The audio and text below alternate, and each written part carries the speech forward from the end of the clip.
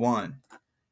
Yeah, so everyone, welcome to the High Performance Trader Monthly Recap, right? So today we're going to dive into a lot of trading, break down the month of July. We're going to break down levels, how we identify our edge, right? But most importantly, right, I really want to dive deep into expectations, right? And how every single trade affects the way we think and adapt to the market, right? So Darren, how you feel about that? Oh man, today was a perfect example of that.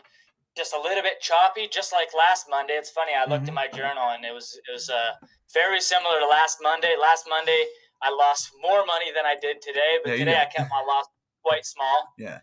Which is good. But yeah, we were just talking about how every single trade that you put on, you are taking an active role in programming your mind. 100%. And I think people don't realize that how important it is every single time you interact with the market. You are programming your mind in a certain way. And like if you are prone to taking gambling setups and you actually make money from that, your mind is going to tell you to do that again because that's what you made money on. Exactly. And so at this point, you're basically setting yourself up to make riskier and riskier bets on these gambling trades. And it's just one way that people can just make money, get that euphoric feeling, keep putting on trades, thinking they're invincible and they can't fail, and then bam, it just drops them back to zero. And think about it, right? So we all have a relationship with the market, right? And a lot of traders, right, especially myself in the beginning, I wanted to keep that relationship mysterious, right? And if I'm going to keep it mysterious, why not as well keep it fun and euphoric, just like you said, right? And we're here to make money, right? So think of how easy it is to go, hey, I want to take this setup because it reminds me of a time before when I made tons of money, right? It's super risky. It's not my strategic process, right? And we have a very simple process. That's what I love about it. And most very good traders and trading strategies are very simple. It's the ability to follow them. And I love how you know what I mean? That right there is the game changer. And I love how you said every single trade we take, and we could break this even further, every single decision we make in life. That's why I like so much of my content, and I know yours as well, Darren, is geared towards personal development and becoming a better man each and every single day, because the better man I could become, the more I could have confidence and program my mind, right, to become exactly the type of trader I need to become, right? And I think it's so important that we understand, right? Like I made a reel today about, once again, the most probable trade, right? It's not the sexiest, right? I hit a trade today for like 60-cent move, right? And it's like, dude, exactly. It's like these are our goals, right? I forgot who said it, but a famous trader, he's like, this isn't playtime, right? This is a business. If you are having fun as a trader, you're not, your mind's programmed wrong. You know what I mean? Like, and you know, that doesn't mean you can't feel good, but just make sure you feel good from following your process. Exactly. It's very risky for people to let yourself get caught up in the emotions of a win or a loss. Like you can't, if you put on a win, you can't just, you're going to feel great, but you can't let that overpower your mentality, because that's going to skew the next trade you put on. Exactly. And just in the same way, you can't let a losing trade make you feel like you're a loser just because you lost money. Right. You have to stay stoic about it and just not let the emotions dictate any behavior. Like, okay, you won, great, you're gonna win. Your edge is 70% of the time. Right. What do you think, you can win every single time? No, you still lose 30% of the time. Like, don't get all hot-headed about it. You know? Like, you got to keep that always, your expectations completely in check, like you said in the beginning. Yeah, and you know, it's so cool, because as I grow as a trader, right, I'm just realizing like how much mistakes I made in the past. Like, but I was talking to someone today. I was like, you know, and they're like, oh, I can't, you know, consistently profitable, right? And I'm like, well, it's very similar to riding a bike. It's our brains learn things the same way, whether it's cooking, riding a bike, XY, like it doesn't matter what you're learning. Our brain goes through that process of developing the correct belief system. And so many people don't understand this or even know about it. I know I didn't for the longest time, but your beliefs are so powerful. And what I mean by beliefs is literally what you believe is in front of you, right? And what like in your perception of the market, right? Like it's very it's wild to think about, because for the longest time I used to think that I was putting on good trades, I was making money, I was doing the right thing, and in reality I was just I was just getting lucky, but now I put on a trade and I make money or I lose money. It does not matter to me. At the end of the day, I followed my process and I know my process pays. That's it. And Yep. literally, and now that I'm finally getting to that, I'm finally feel like when I was a kid and I finally learned how to ride a bike, and I thought, I was like, dude, I could conquer the world now. I could go anywhere. You know what I mean? I was like, I could drive this bike to California. I was like, I could do anything I want. And it's Yeah. just Reminds me of one of Mark Douglas's quotes that said, like, once you realize that you are in control of your relationship with the market, Yeah. like, it's literally feels as easy as just reaching out money and taking it. And people don't believe it. Right. But once you actually program your mind in that way to see the market in a structured way and a disciplined way, it really can be that easy. And it's not going to be that easy on every single trade, because we do have emotions, but there will be times when it feels like you literally just reached out, grabbed the money, and then exited the trade, and you're just like, how am I doing this right now? And that comes from years of approaching the market in a structured way. That does not come. No. You can't just make mistakes for 3 years and expect suddenly, bam, to have that feeling. No. That comes from discipline over and over and over again. Right. Executing trades with specific criteria and structure. And this is what I really need people to understand, that this is not going to happen by accident. It's really not. And there isn't a special saying. There isn't a course.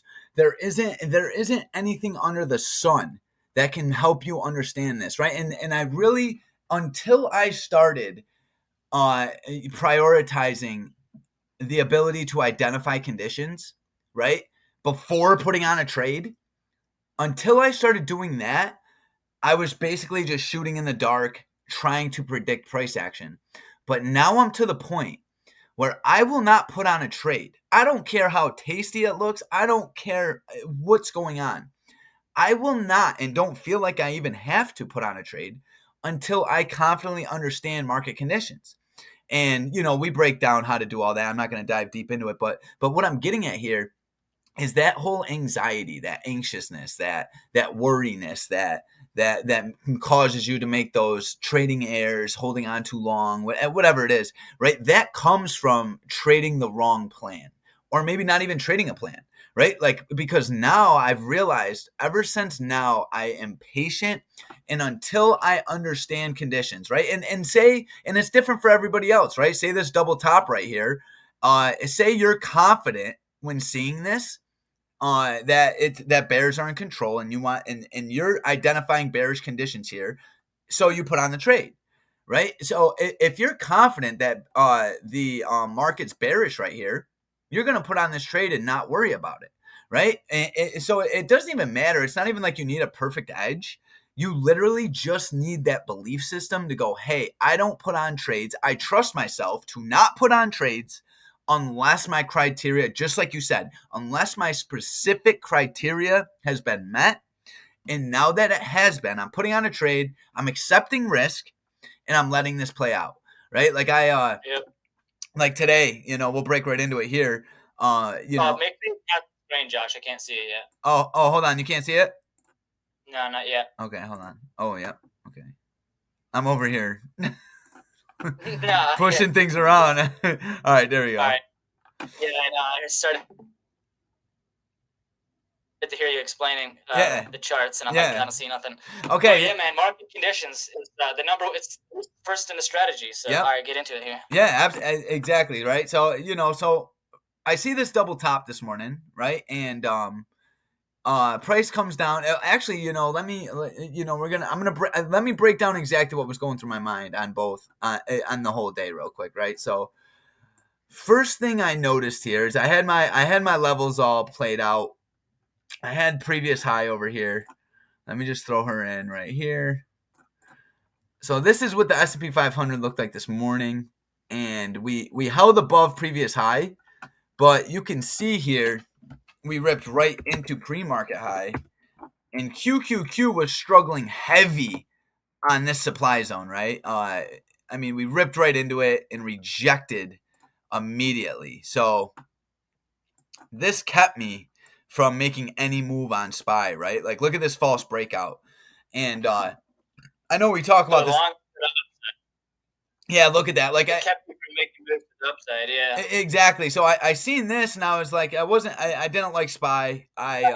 The false breakout is nasty. And what I love about the false breakout though is every time it happens, you can pretty much expect a massive sell off.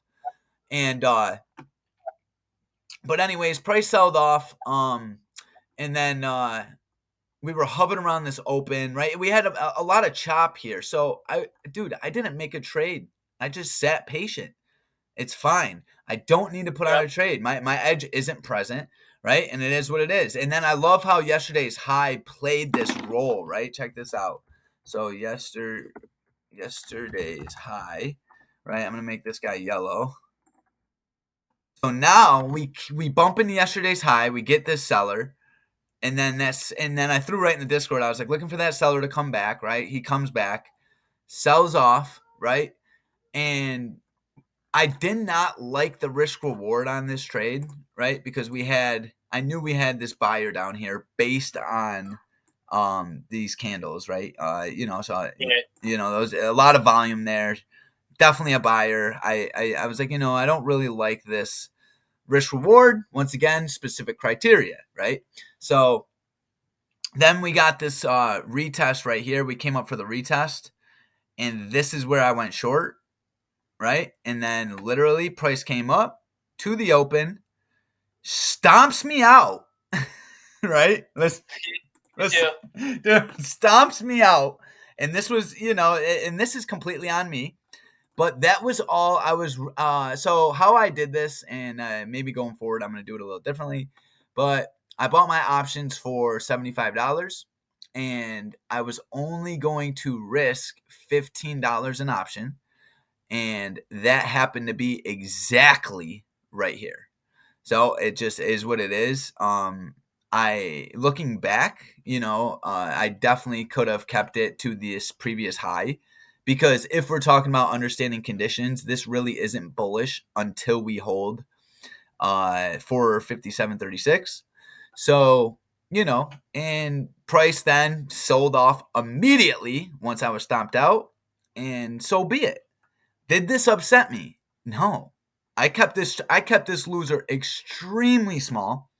I followed my process to a T, and that's and just the confidence I have within myself and my strategy comes into play here big time, right? Because when I used to make losing trades, just like anybody else, and just like Mark Douglas talks about, it literally has the ability to pull back every single time you've ever been wrong in your life, right? Like, and that goes back to the belief system, right? People associate shame and guilt with a losing trade, and I think maybe it's because all these trading gurus out here saying how they're winning millions of dollars every trade, right? I think people really get the wrong idea.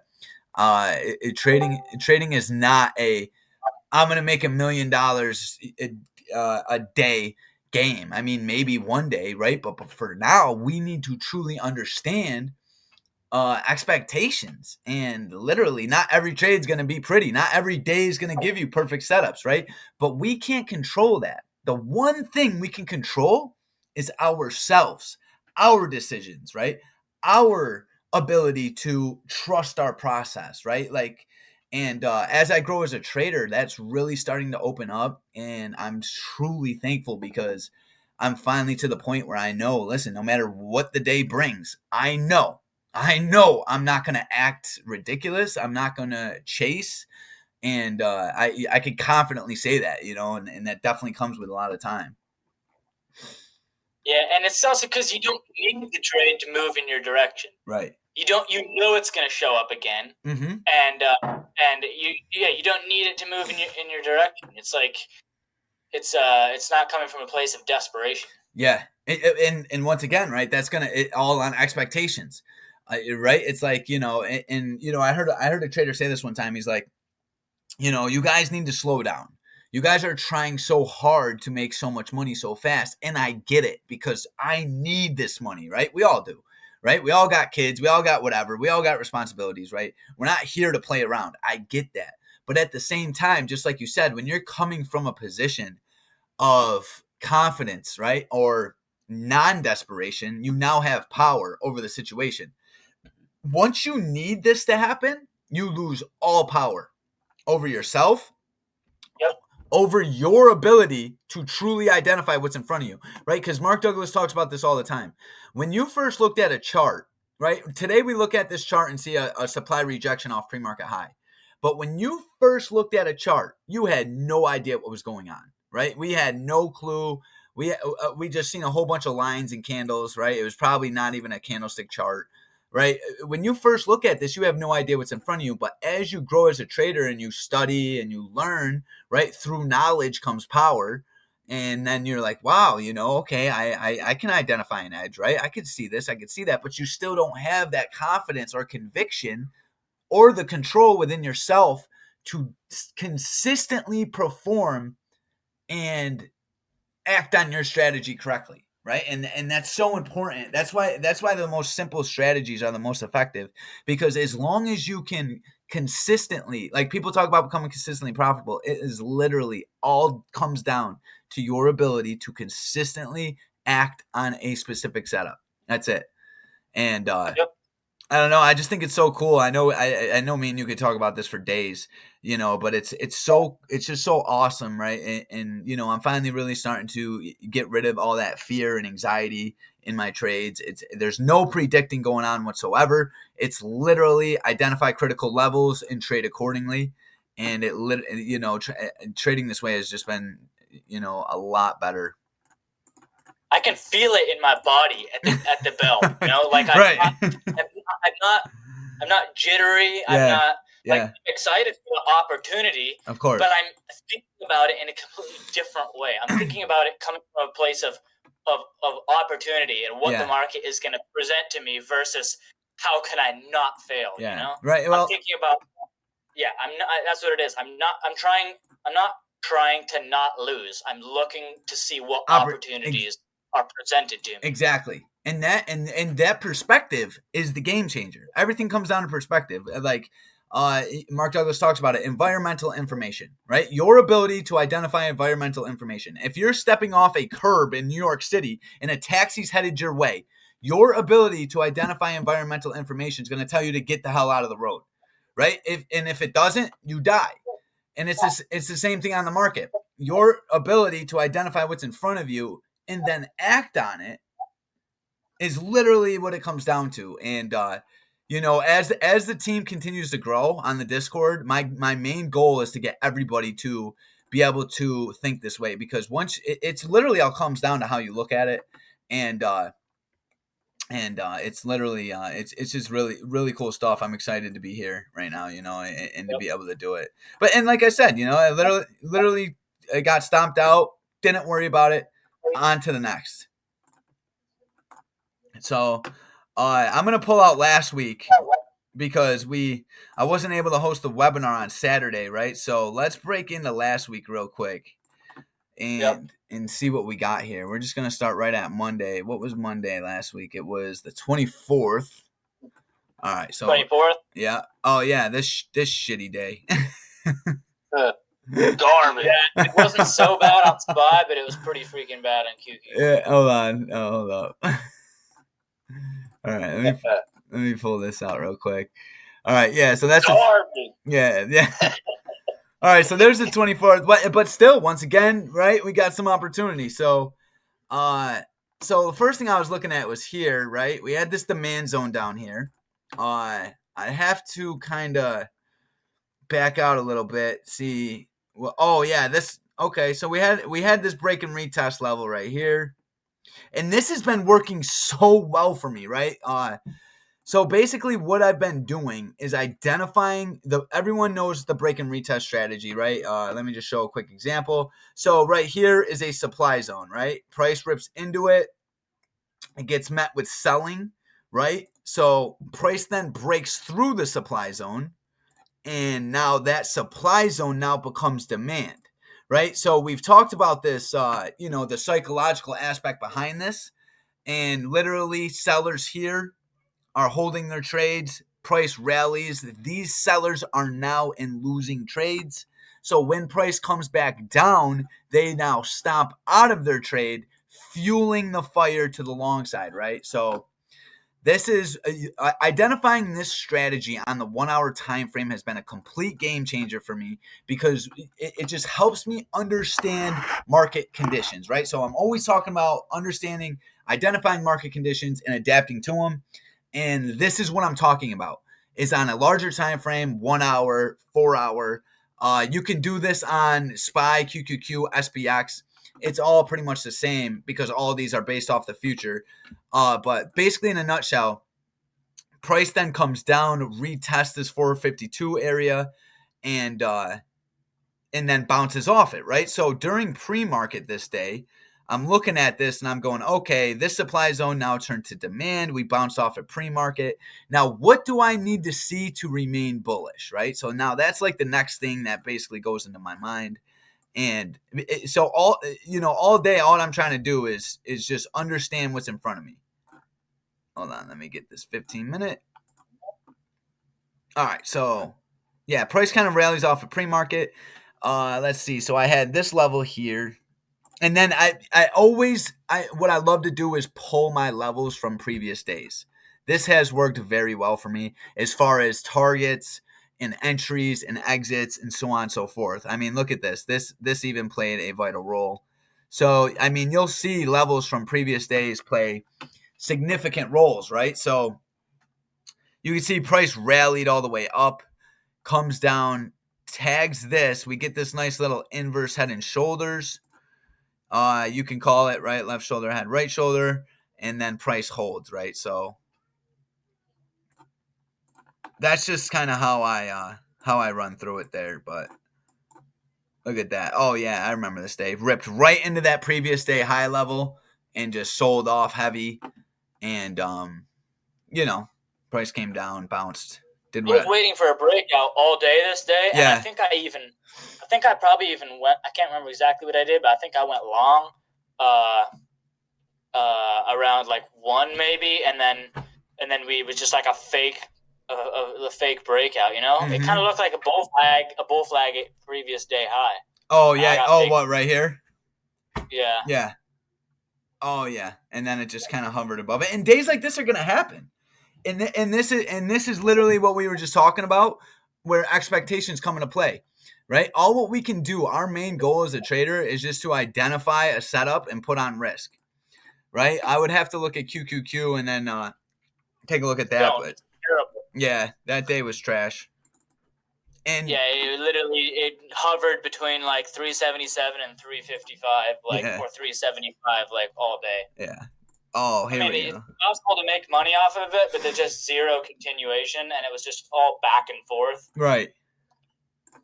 Yeah. It just didn't make too much sense to me. And I mean, looking back, those are the days when I would have just be way selective and just be like, I'm not seeing anything that I like, and right. And then just maybe not even make a move at all. Exactly. All right, so now the next day, right? So this is cool. So on the right here, I got the 1 hour chart, right? And because what I'm trying to do is kind of go through how I address the conditions, right? So we still got this break and retest. We had this. Hold on, let me make sure I got the right day over here. Yeah, we had some wild price action last week. Okay, so now we were getting this levels. Okay, so this is kind of what it looked like. Let me get this previous high. I think that's it. Yeah, that's it. Okay, so once again, we're using previous day high.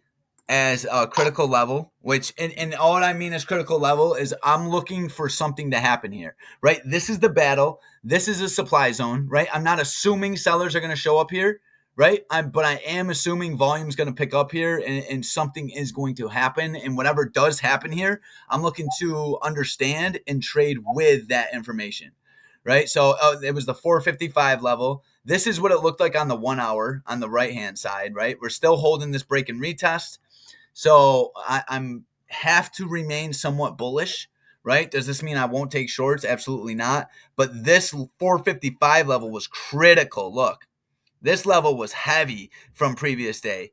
And now this goes to what I'd love to say. Me and Darren, we were just talking about this, right? So we identified a supply zone here at 455. If sellers defend this, no doubt, I'm looking for a move maybe down to here, or this 453 level, or low of day from previous day, right? And once again, I'm just pulling my targets from the previous day, right? Because if market's going to rally to the downside, we are going to retest these levels, right? And this is what we call the market imbalance, right? So we're trying to capture that. We're trying to capture the market imbalance. So we have supply up here at 455. If sellers defend this like they did once, twice, 3, 4 times, we're looking for a move down to 452. But if not, right, our next target is going to be this previous high up at 456.50, right? So as the day opens here, we rip right into this level. And here, now I'm just going to make this one bigger so we can see, right? And we get met with some resistance.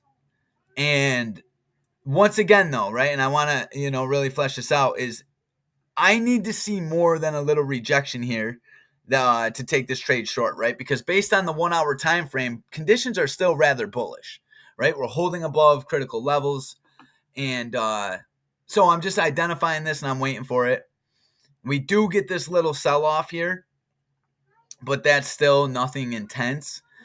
For me to be short on a move like this, I mean, obviously every trade's a little different, but I want to see a really nice lower high and maybe even get below the open, right? And it changes every day, right, based on what the 1 hour time frame looks like. But I'm not just going to take this short as soon as I see some selling. And once again, every situation is a little different, but then we blow past it, right, and we get this beautiful move off of this previous day high. This was really cool trade right here, because not only did we blow past this previous day high, but then we came down and tagged pre-market high, right? So this is the break and retest to a T. It just, I love it. It's my all-time most favorite way to trade. So we run right into previous high, come down, hold VWAP, and then bam, we rip up past it, come down, retest pre-market high, which was supply and now is demand, right? So that is a super bullish indication. And then look. So this is what I've been doing to stay in trades, and it's been working so well, right? Because now once I'm in a trade, I'm on the 5-minute, and until price breaks below a previous break and retest, I pretty much stay in the trade as long as my contracts aren't completely withering from time decay. But yeah, price literally ripped right into our target here, up at 456.43. This was Yeah, I really like this trade. I think one of the points I do want to make about it is if you zoom back out to like the 15 or the 30, you can see that supply zone at 455. It kept on getting weaker and weaker. Like we had a head and shoulders, we sold off. Then buyers brought back up into that level, sold off again, but not as much. And every single time buyers brought it back up into that level, the selling got weaker and weaker and weaker. So that supply zone is just dying. You know? Those sellers are just getting weaker and weaker. And in a situation like this, these are setups where I'll be more likely to just play that breakout as opposed to waiting for the break and retest. And what I did here is I played the breakout. So as soon as we broke above 455, I got in my contracts, and then I added one when we did a pullback and retested pre-market high. Yeah. So right there. So like everything was telling me that we were playing to the upside with this supply zone getting weaker. Yep. So in that situation, I was like, I'm willing to play this breakout. But most situations, I'll wait for the break and retest, and in this case, I just add it in that situation. Yeah, and that's perfectly fine, right? Because at the end of the day, it's identify risk or identify a trade, put in risk, right? I like this little inverse head and shoulders here too. This was telling us, hey, sellers or buyers are in control. I just kind of want to go back to what you said about it getting weaker, right? So the best way I like to break this down is you have a large institution here trying to get rid of 10 million shares, right? So every time price comes into this level, he's met and he sells off 1 million shares, right? And as price keeps coming into it, he's now got 9 million shares left, 8 million shares left, 7 million shares left, 5 million shares, right? And then all these buyers, right? There's way more demand, right? So buy, people are buying. And then that $10 million market order is now diminished. And then it finally runs out and boom, right? And price just kind of rallies all the way up. So it's once again, it's just regular market auction talk, right? But I like talking that way because it really helps people understand what's going on during the trade, right? Because until I was able to kind of understand what these candlesticks were actually telling me and not just looking at them as red and green bars or, even just like understanding wicks, right? Like when you really start to understand the market as an auction, like we were talking about before, where are people getting stomped out, right? Where are people entering? Right. And you can once you've been trading for long enough, you can really start to see this. So it's really cool. And it's nothing to do with predicting. Right. It's absolutely nothing to do with predicting. Like no. We are not sitting around predicting when this huge institution is going to drop all these shares. That would be insane. Like right. You cannot fight that. You cannot fight that. You want to wait until you see that happen, see that level be defended, and then say, okay, I'm playing in this direction. Right. And that's why we love the break and retest, because it gets rid of that predicting. But when people hear us talk about these institutional buyers, like we are not predicting what they're doing. We're waiting to see if they show up. Yeah, that's what this talk that you were referring to. Yes. That's what I think it is. Yeah, exactly. It's literally what level in front of me can I use as I always say a canvas, right? Like, and based on what these candlesticks do in it is going to give me everything I need, right? So we had that day. That day was phenomenal. Really good day on the market this day. And then the next day we had this FOMC, and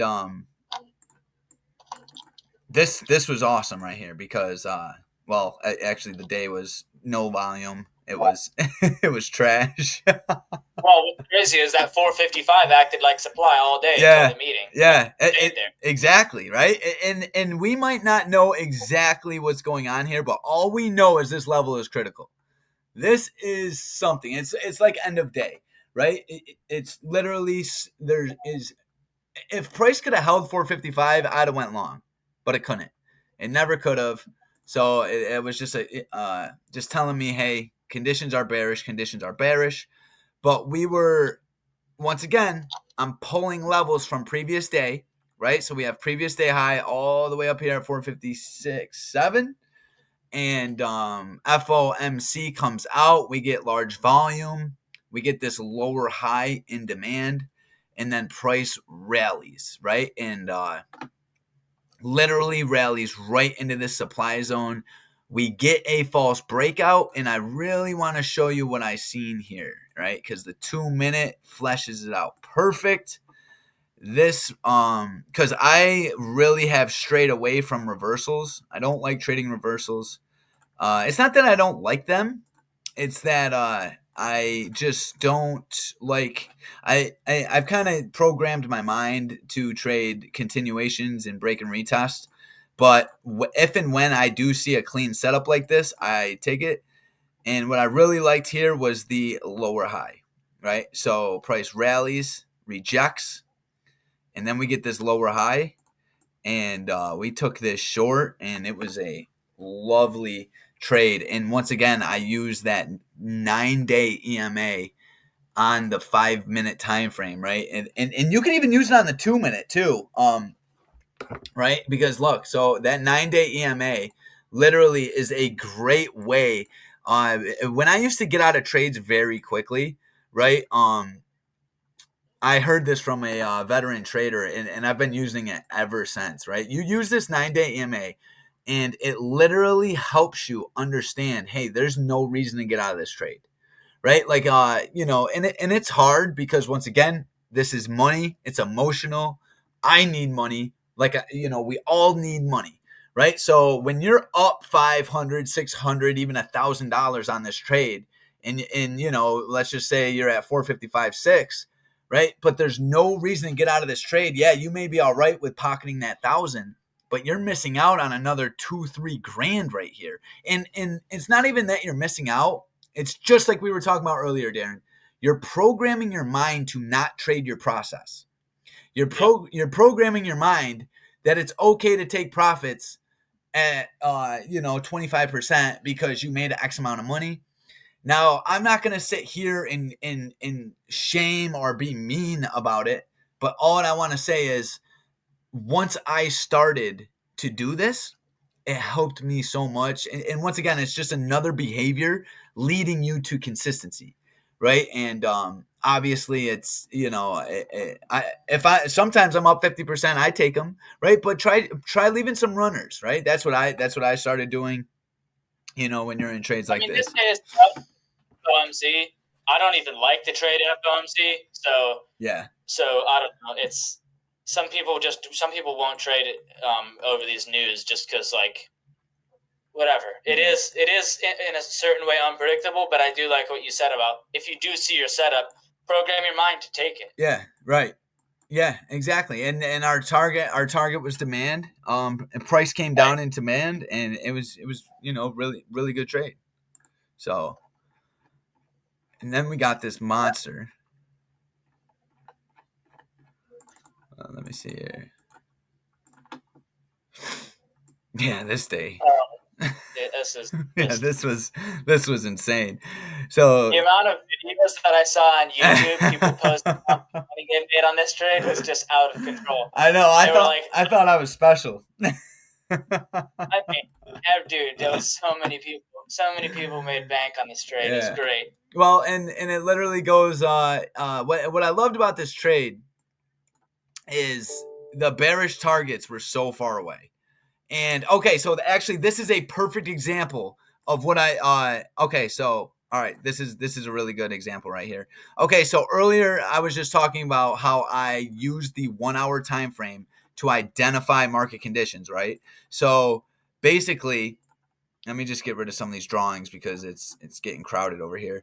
Okay, so I have this demand zone down here at 452, and then we have this 457 level that we rejected previous day, right, on the FOMC day.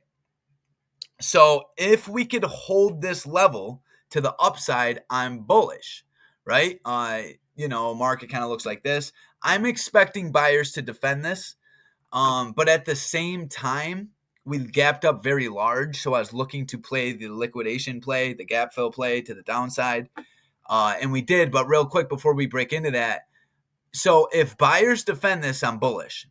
But if sellers defend this, I am extremely bearish, right? So this, I know me and Darren talked about this before, but to identify a bullish chart pattern, right, and then have it invalidated is the best way to understand what's in front of you. Like if you see a head and shoulders chart pattern and buyers defend it, that's very bullish, right? So I'm trying to change the way I look at this and not just 100% expect buyers to defend this level, but to once again be patient and see who defends it. Because if buyers don't defend this, we're going to get a large move to the downside, and that's what helped me play this trade so long, or to the downside. So it was really cool to identify this break and retest to the upside. Look, it was even defended in pre-market.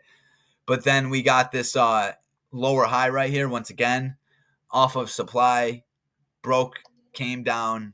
We took this trade short. I took it short right here. Once again, I wasn't the first buyer. I let trade come down, come up for the retest. Didn't get the retest, but like we were talking about before, it's if if you're confident with it, go for it. The way I was looking at this, and I'm gonna get rid of pre-market data so it looks very clean. But the way I was looking at this here was we had this super large gap that needed to be filled from 459 all the way to 456.80. So if we could hold below that open, I'm looking for shorts. So that was literally the move, and price came down. We took profits because we tagged once again previous day high, right? Like that's why I love these levels, because they're targets, they're entries, they're everything. And I don't know what it was, but I did not go long here. Instead, I was patient. I think it was because the market leading. QQQ was selling, I Oh, think. right, exactly. So yeah, I was just gonna say market leading equities were not weren't In this situation, you're not going to go long until you break open.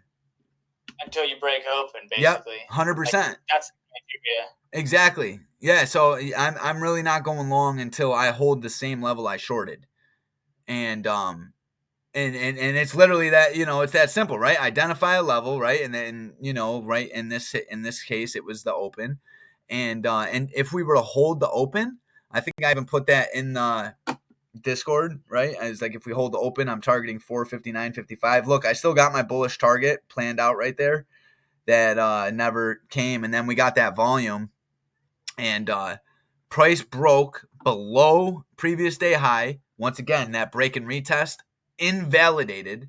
So now it's like, okay, look out below, right? We're headed down, and end of day was all the way down here, and you can see here we shattered through end of day, right? I was about to take profits, but once again, there was no reason to, because we couldn't, and I'll show you what was going through my mind. But every time we get a green candle, like right here, for me to get out of the trade, we need to get above this 456.33, right? And then bam, we shatter through it, and then it was literally break and retest all the way to the downside, and yeah, it was just it's just amazing trade. But once again, there was no difference between this trade or any other trade. It was just, there was tons of opportunity on this trade because the demand was so low, and that volume played a very big role too, because I was susceptible to all these bull traps, right? There was no volume, kind of like today, right? There was no volume here, and it wasn't even news this day. It was just hot and heavy volume right there, just whoo. Yep. So I think the other reason is there was just no valid break and retest to get out. But what's crazy is I made that short off the open, like whatever, almost 200%, and I made another 70% later in the day. I could have held it way longer. I don't know why I didn't, but that 455 level, that we saw, that was acting all in the past 3 days, we broke below it, retested it on the bottom, and then sold off strong. I took that one just to the previous day lows. Yeah. And I think I had a trailing stop on it, and it just got. Well, that's still $1.50 move at 2 p.m. That pays big. Oh, yeah, late in the day, it was amazing. Yeah,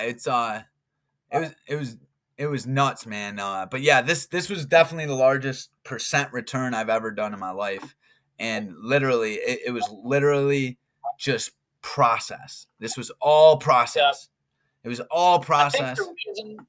I think the reason why this worked out too for us is everybody is so obsessed with these break and retests. So like, I guarantee that people just saw this break and retest and they just hopped in, and instead of waiting for it actually to be proven, like, this is why instead of hopping in when we retest the previous day high, our criteria is that we need to wait until the open gets broken with strength.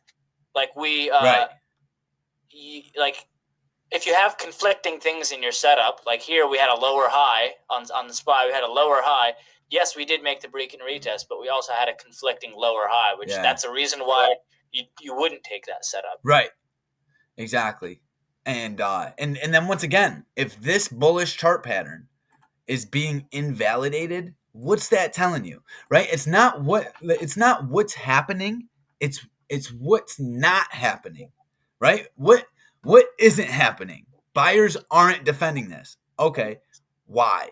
Well, the sellers must be extremely hot, right? They must have serious strength, and that's literally what they had. Like the volume, like 10x, and everybody's stopping out basically. Yeah, 100%. Everybody that went long here, oh, dude, they were expecting sellers to stomp out here. Instead, sellers got hot. Instead, sellers said, "No, this is mine." You know what I'm saying? Yep. And literally just pile drive through this. It was crazy, man. Some of these candles were more than $1, and they within 5 minutes, dude. I was watching the ticker. It was literally just diminishing like no other. I've never seen. I cannot believe my this dude, is absolutely crazy. My contracts went from 50%, 100%, 300%, 800%, and over. Once they hit 1,000, every tick, I swear to God, over 1,000%, every tick was another 100%. It was insane. It was like, and I still got out early. I got out right here. Yep. And but that's fine. That's my target. Like I don't care. Like I'm literally to the point now. It's so awesome, man. I don't care. It's my process. That's it. And you know, once you're, you know, you take all that nonsense out, it is what it is. Like I used to I used to get so upset when I missed trades or if I, you know, made a mistake or, you know, X, Y. Now it's like, nah, dude, I ain't gonna make no mistake because only mistake I'm gonna make is not following my process. And once you make that easy, I learned a lot of this from you, Todd. I'm not even gonna you know, lie. Like you have helped me. Like you have no toleration for bullshit when you trade, right? And that's because you can trade your process so well. You know what I mean? It's you keep it very simple, and we talk about that all the time, right? Simplicity, like, and that's it. And now I'm to the point to the same thing. When I see my setup, what I feel confident with, I'm gonna trade it, and my hard stops are in. I leave no room for error. I don't believe in mental stop, at least not for me. And you know what I mean? Do the same thing over and over. And like it's not fun. It's not like, but I tell you what, it is amazing. It's so amazing to be controlled and structured, because I've been uncontrolled, unstructured, emotional trader, and now I'm controlled, structured, disciplined trader, and it's way better this way, right? You know, you're not like, it's just, you're getting rid of that what would you call it, Darren? That like that gambling, or I don't know, you're that mysteriousness. It's rewarding. Yes, it's not fun. It's rewarding. That's how that's how it feels. Exactly. That mysteriousness is gone. Yes. It doesn't matter what happens. All I do is trade my process. Yeah, very objective. Yes. So, exactly. And this lower high, Todd, these have been paying. So I want to talk about this real quick, right? Because like we were talking about earlier, that month I had a couple months ago when I got smoked on reversals, I wasn't trading them right, and I wasn't waiting for lower highs, right? I was just, or maybe I was, but it wasn't. I don't know. I can't. Maybe you guys could share some input on this. But what I've been doing, right? So on a day like this, right? And this was last Friday. I traded QQQ last Friday, and this was another very good trade. And I want to just break down what was going through my mind, right? So we had this large gap up, and we then ripped into some critical levels, right? But I really didn't like the risk reward on some of these longs. I don't know what it was. I just didn't like it, so I didn't trade it, which once again, completely fine. But then price came up to this supply zone over here at 430, 450. And we got this seller right here, right? He came in and then came up, and we got this lower high. And this right here was money shot for me. I was like, okay. I entered right at the beginning of this candle, and price then and once again my stop loss is above it, or maybe in this case my stop loss is high of day, right? Because it's really not that far.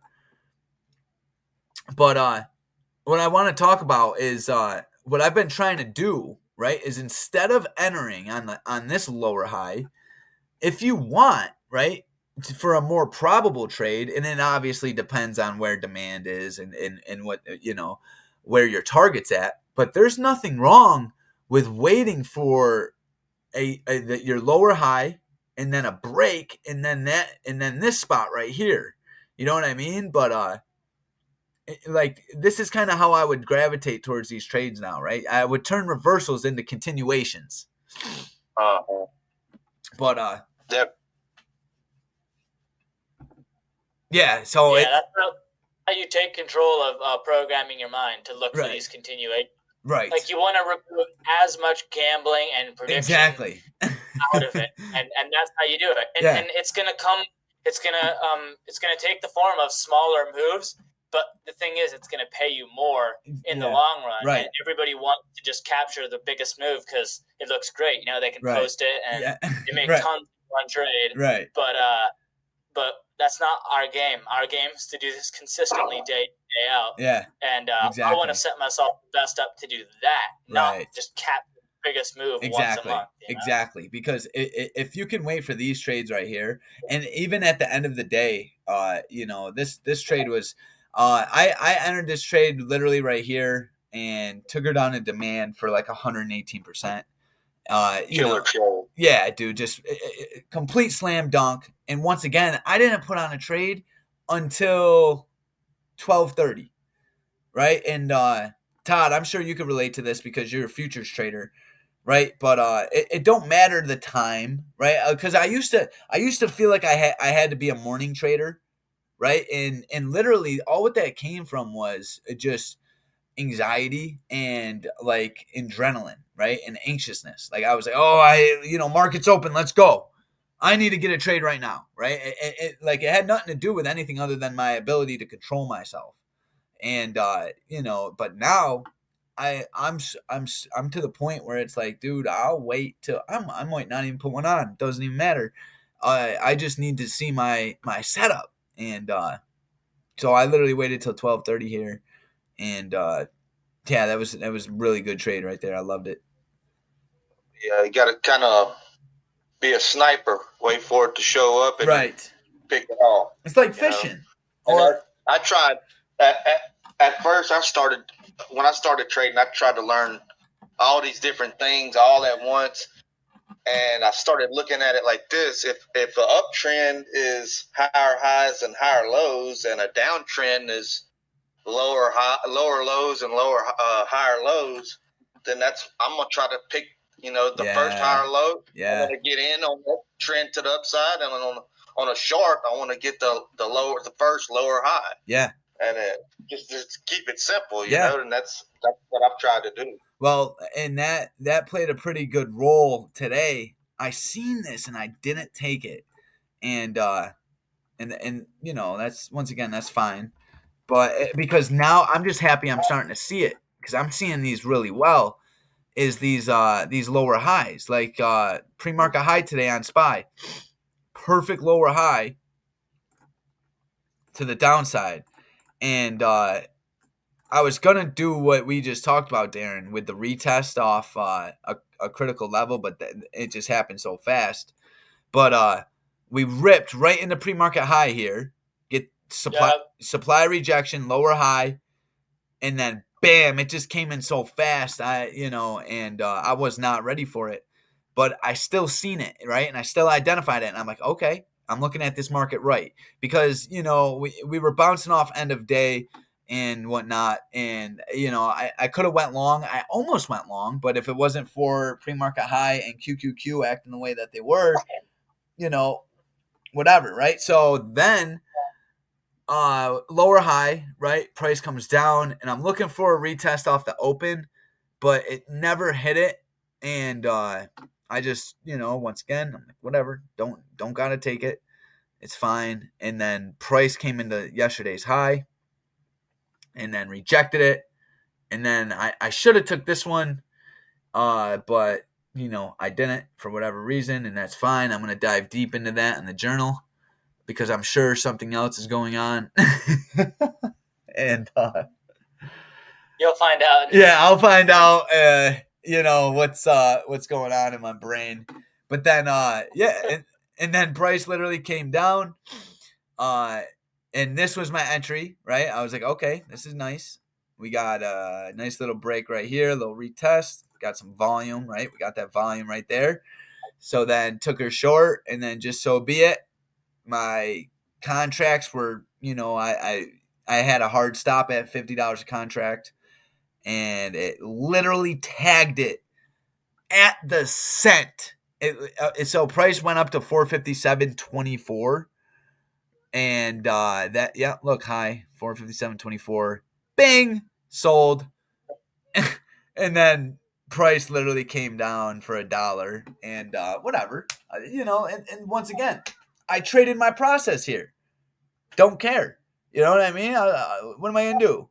Cry about it? This was a slam dunk trade to me. Yeah, this is a good example of why you need a perfect target. Entry, and even if you did, or not a perfect entry, like the later you wait to get into this, the sooner you're going to get stopped out. Exactly. I didn't even have a great entry here, and I still got stopped out. Yeah. But yeah, exactly. I guess technically, if I'd gotten in at the very top, then I could have looked at it and been like, all right, I'm staying in this. But that's the whole thing with getting a perfect entry. Is the later you go, yes, the earlier you're going to get stopped out. Yeah, because I bought my contracts for $72 here, right? And I guarantee you, if I bought them at the top, they were probably worth 50. You know what I mean? Like it is what it is. So that's a pretty long retest. Yeah. To that level, like that. I mean, those is the 2 minutes. So yeah. 15 minutes later, it finally in time decays. Yeah, later in the day. Yeah, exactly. And but as far as identifying conditions and trading with them, this is a plus for me. I mean, dude, I kept this trade literally below 10% loss, or I think it was like 15%, which is whatever.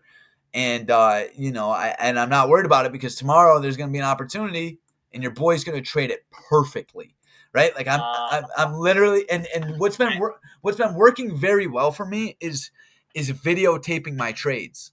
So I'll screen record right off Vimeo, right? For anyone watching this that wants to do it, go to Vimeo.com and screen record. Whenever the bell opens or whenever you see a setup, just record. And this holds yourself to so much more accountability. Like it's to the point. Imagine your live streaming your trade to everyone in the Discord. Exactly. You're not gonna fuck it up. Exactly. And that's helped me tremendously, right? Because obviously, I'm trying to call out trades and show everybody like what we do. So how would it look like if I'm like, oh, I'll go long here, right? Like, what's he talking about? You know what I mean? So find some way to gather some accountability. And I heard it from Joe Rogan. He was like, act like you would if a video photography crew was following you every step of your life, right? Like if you had a camera videotaping you 24/7, I bet we would all be rich, millionaires, heavy successful, right? Because if you got a camera on you, you ain't gonna sit your ass on the couch drinking a beer, watching Netflix. You know what I mean? You're gonna no, I do this, I know this guy, boom, boom, boom, we're calling him, we're doing deals, we're getting money, we're building this, right? So it's same thing with trading, right? Like that's another thing. Like before the day starts, I got a quick little notepad I look at, and it's got every reason why I'm trying to become a very good trader. My kid, my family, my dreams, whatever it is. I don't care if you want to support saving the bees. You know what I mean? Just support something so that you'll have some accountability. But Todd, did you trade this? Yeah, my bad. I'm trading right now. Oh, my man's getting money. Yeah. My bad. Nah, you're good, Todd.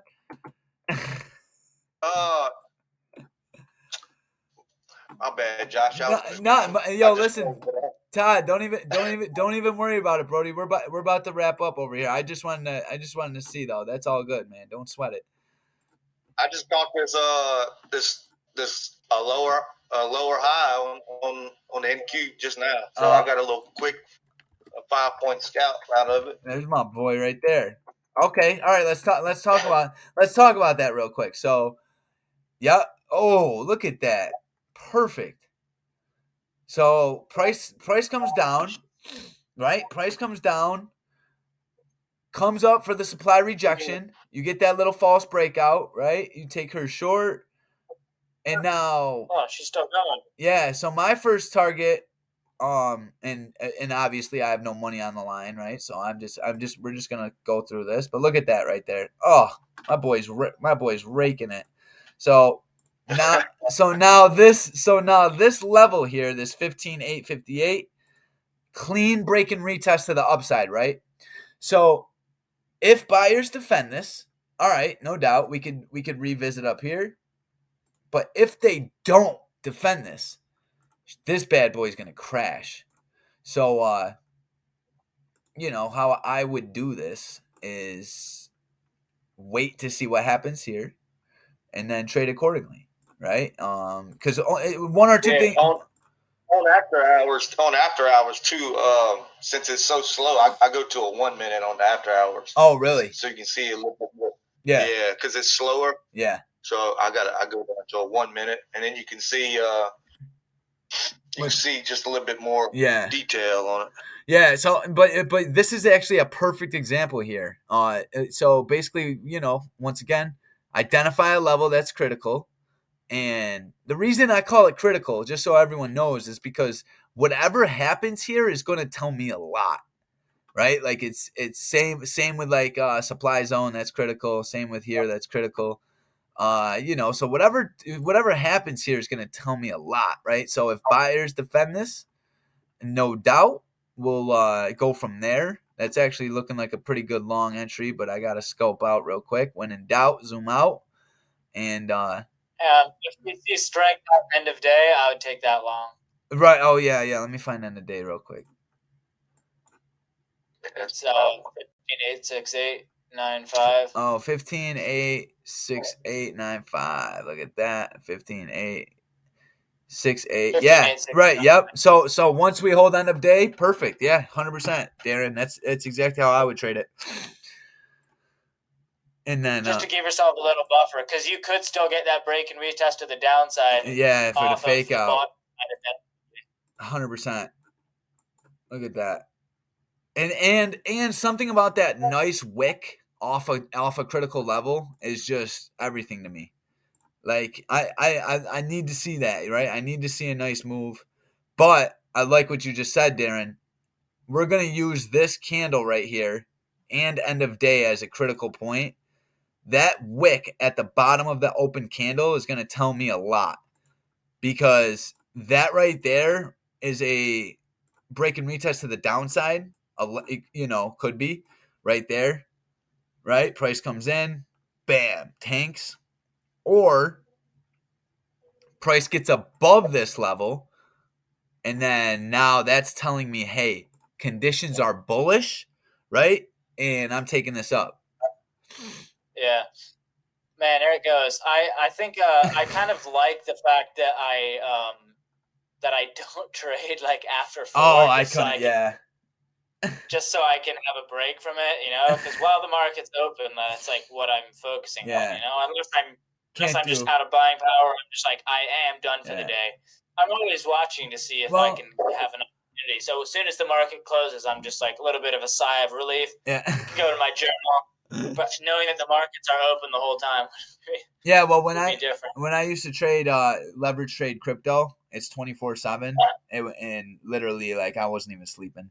I was just like, You just wake up in the middle of the night in a cold sweat. Yeah, like what's that? You're just like seeing red candles in your dreams.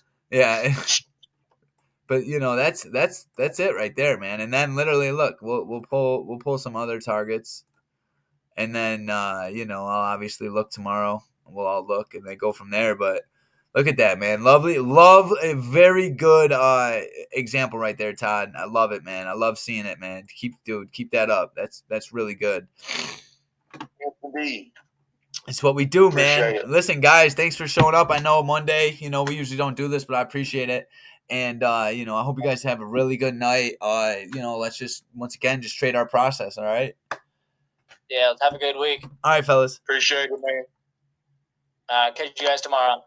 All right, bye.